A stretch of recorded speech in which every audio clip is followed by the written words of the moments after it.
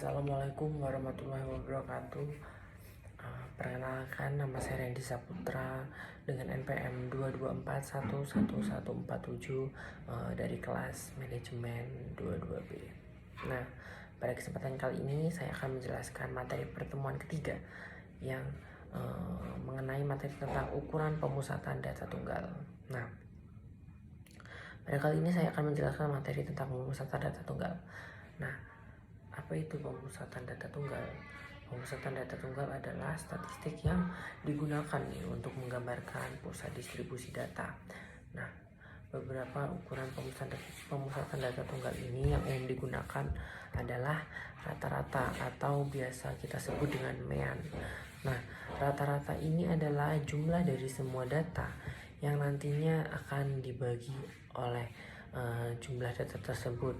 Nah, ini adalah ukuran pemusatan yang paling umum dan dapat juga digunakan untuk data berdistribusi normal atau mendekati norma median.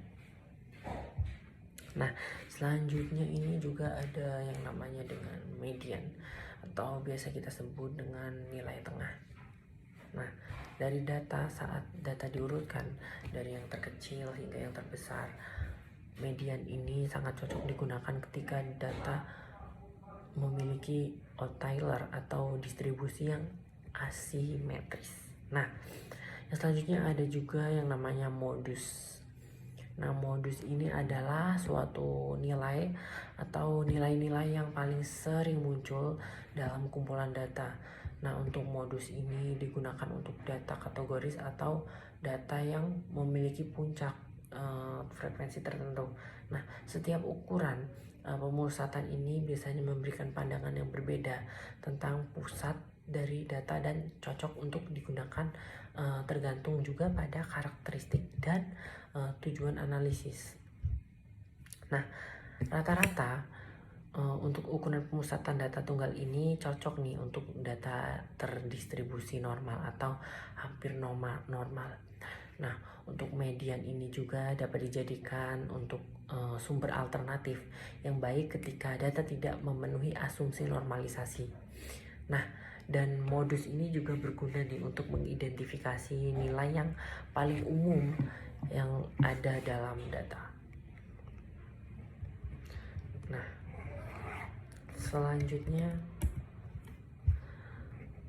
Selanjutnya kita akan menjelaskan mengenai tentang rumus mean atau biasa disebut dengan rata-rata. Nah, apa sih itu mean? Nah, mean ini adalah salah satu ukuran gejala atau pusat. Nah, mean ini dapat juga dikatakan sebagai wakil kumpulan data. Untuk menentukan mean ini kita dapat juga dilakukan dengan cara menjumlahkan seluruh nilai data kemudian membandingkannya dengan banyaknya data. Nah, untuk jumlah seluruh data ini banyak data atau dapat dirumuskan sebagai berikut. X sama dengan X dibagi N. Nah, keterangannya X itu apa sih? Nah, untuk X itu adalah rata-rata atau mean. Nah, untuk N itu adalah banyaknya data. Nah, untuk X itu jumlah seluruh data. Nah, bagaimana sih cara menghitung rata-rata atau mean dari data tersebut? Nah, yang pertama ada 6, 5, 9, 7, 8, 8, 7, 6.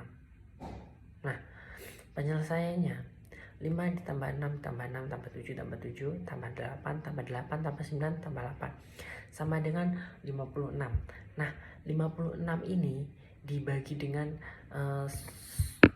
angka yang kita urutkan tadi ada berapa jumlahnya? Ada 1, 2, 3, 4, 5, 6, 7, 8. Maka jumlah dari angka ini sama jumlah dari semua angka ini adalah 56. Nah, untuk total dari berapa angka ini adalah 8. Maka 56 dibagi 8 sama dengan 7. Maka mean dari bilangan tersebut adalah 7. Nah, Selanjutnya ada rumus median atau kuartil. Nah, median atau kuartil ini adalah nilai tengah dari sekumpulan data setelah diurutkan dari data yang terkecil sampai yang terbesar, maupun juga sebaliknya. Nah, apabila suatu data mempunyai median, maka mediannya ini tunggal. Nah, jika banyak data merupakan median bilangan ganjil, maka median terletak pada data ke 1/2 atau n+1. Dan jika banyak data bilangan genap, maka median terletak pada n/2 dan data n/2+1. Nah, contoh yang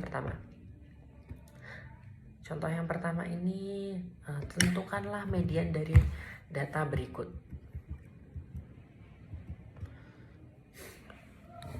Nah, kita dapat menentukan data ini. Yang pertama, kita langsung masuk ke contoh soal yang pertama.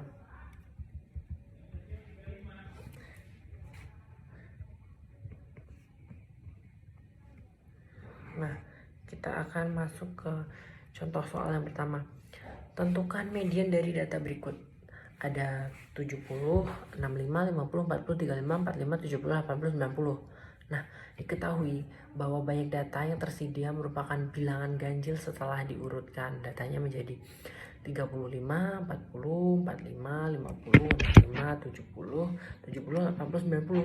Jadi mediannya adalah 65.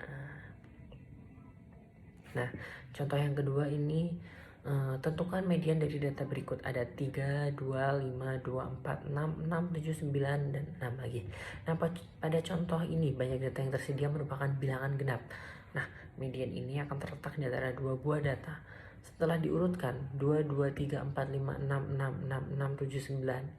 Nah, 5 ditambah 6 dibagi 2 sama dengan 5,5, karena 5 ditambah 6, 11. 11 dibagi 2 sampai dengan 5,5. Maka median terletak di data tersebut adalah 5,5.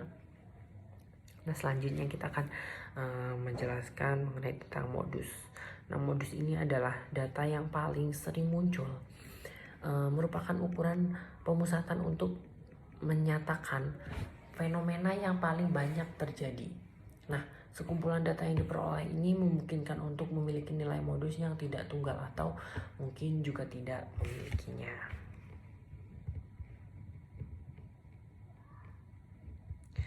Nah, selanjutnya kita ada contohnya nih. Nah, contohnya seperti tentukan modus dari data berikut. Ada 50, 35, 70, 90, 70, 40, 40, 40, 65, 45, 70, 80. Nah, bagaimana cara penyelesaiannya? Nah, kita harus mengurutkan data terlebih dahulu sehingga nantinya akan menjadi dari yang paling kecil nih, ada 35, 40, 40, 40, 45, 50, 65, 70, 70, 70, 80, dan 90. Nah, kita dapat mengetahui bahwa nilai 40 berjumlah 3 dan nilai 70 berjumlah 3. Nah, maka modus dari data tersebut adalah nilai 40 dan 70. Nah, kita sudah sampai pada kesimpulannya nih. Kesimpulannya, dalam ilmu statistika terdapat dua ukuran. Yang pertama yaitu ukuran pemusatan, yang kedua ada ukuran penyebaran data. Nah, untuk ukuran pemusatan data ini yaitu suatu nilai tunggal yang mewakili suatu kumpulan data dan menunjukkan karakteristik dari data tersebut.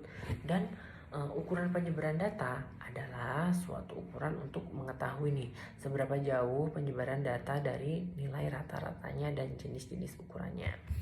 Nah, sekian penjelasan dari saya ucapkan terima kasih.